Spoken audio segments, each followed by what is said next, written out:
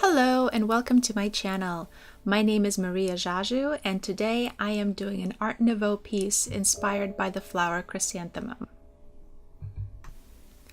Art Nouveau was a European style from, I want to say, the 1890s to maybe 1810s, so it's over 100 years old. And there are many artists that have been associated with this style, but nowadays we pretty much just think of Art Nouveau as the work of Alphonse Mucha. Now you may have seen his name spelled out as Mucha. He's Czech, so it's pronounced Mucha. You can define this style in many ways, but to me it's very flowy, very elegant. There's a lot of detail. There's always a female subject. Flowers, drapery, geometric designs, and I think above all, I know I said elegance already, but they're all incredibly elegant pieces that are really, really well balanced, both in terms of line color, and general aesthetic. And I've been struggling for quite a while now with this juxtaposition inside my brain where on one hand I really love this style. On the other hand, every time I tried my hand at something like it didn't come out quite right. It didn't have enough Art Nouveau elements. It didn't scream Mucha to me. And so I spent this November drawing a few pieces that were specifically focused on studying this style and learning what it's all about. And in a moment of brilliance, I called it Art November. Haha. But it was a hashtag on Instagram that has helped some other artists notice this style and try their hands in it as well, which makes me really happy. This piece is the fourth in the series, I believe, and Chrysanthemum is the birth month of November, and so I wanted to make sure that I get through the month and I do one Chrysanthemum piece before the month is out. I find chrysanthemums themselves quite a difficult flower to draw because they're very three-dimensional. There's this ball of petals in the middle and it slowly becomes more and more flat until eventually the petals all the way on the outside just fan out like a daisy, and the petals themselves kind of turn in on themselves a little bit, and it's a very distinctive flower. Once you've learned to draw it and once you've drawn it a couple of times, you will never not recognize it in the grocery store. So I figured, you know what, I am going to challenge myself with these flowers. I'm going to make sure that I have some design elements in here that I have not done in the past. If you've seen some of my other Art November pieces, they kind of have this very simple oval or circular background, and I wanted to actually have some swirlies and curlicues in there.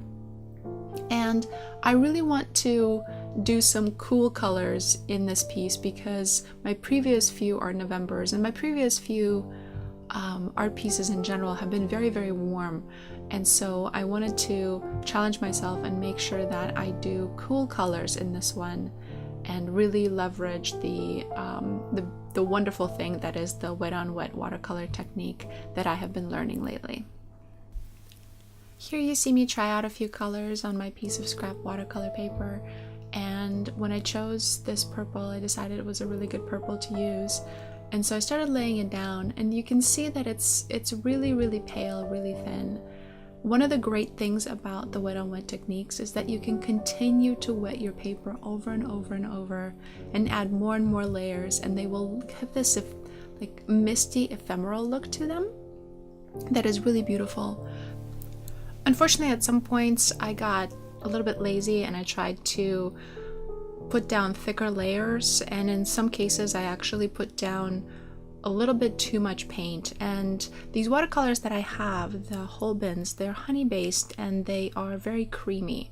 If you don't dilute them enough, they will go down like glossy and a little glumpy, and even if you can't feel it sticking out, if you run your finger over it, you can see that it reflects light a little bit differently. The spot is going to be kind of over the chrysanthemum that's on the right, and when it dries you're really going to be able to see it because it's going to be really much darker.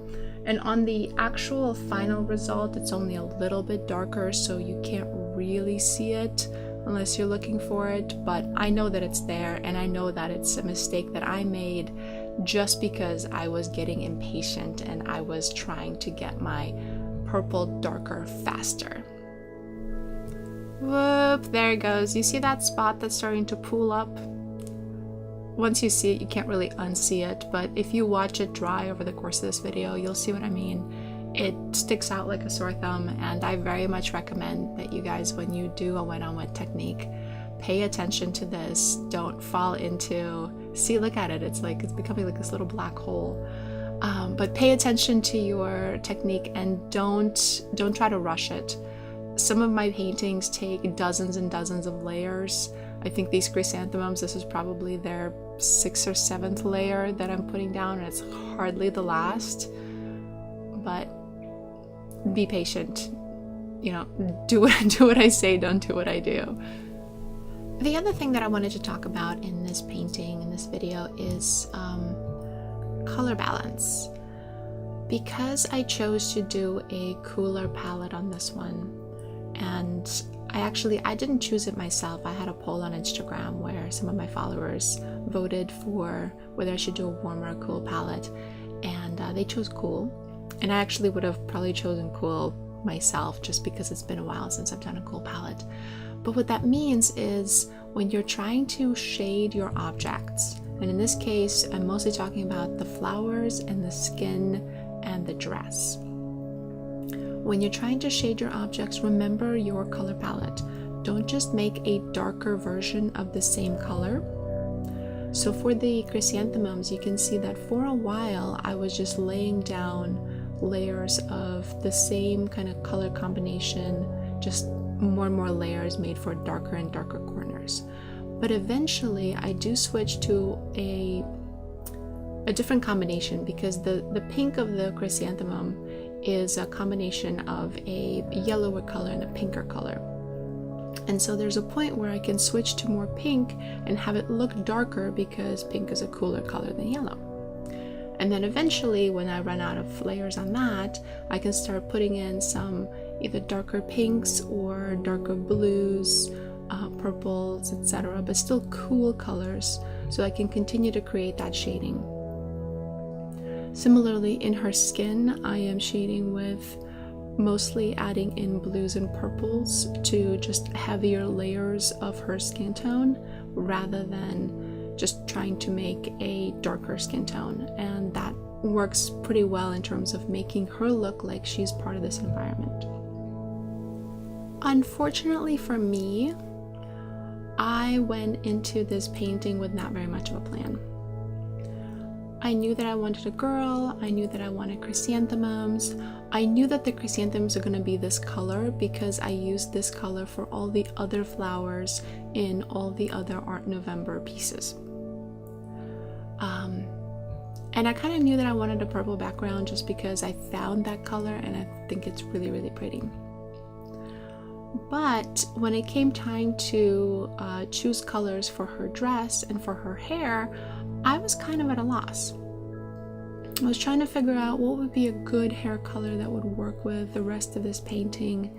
I wound up doing another poll on Instagram and actually using Photoshop on I took a photo of it with my phone, put it into Photoshop, and just tried out a whole bunch of combinations with just either a gradient or just a fill color to see how it would look. And that really helped me figure out what color I wanted to do for her hair that would work with the rest of the color palette. And I'm not sure what I would have done if I didn't have Photoshop. I might have done some just little color studies where you doodle a little stick figure and plop down some colors and see how they look.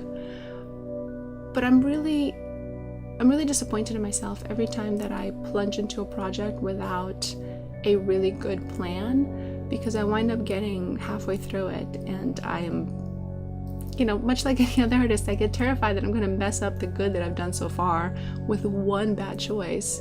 If I had that ahead of time, I would not have this problem.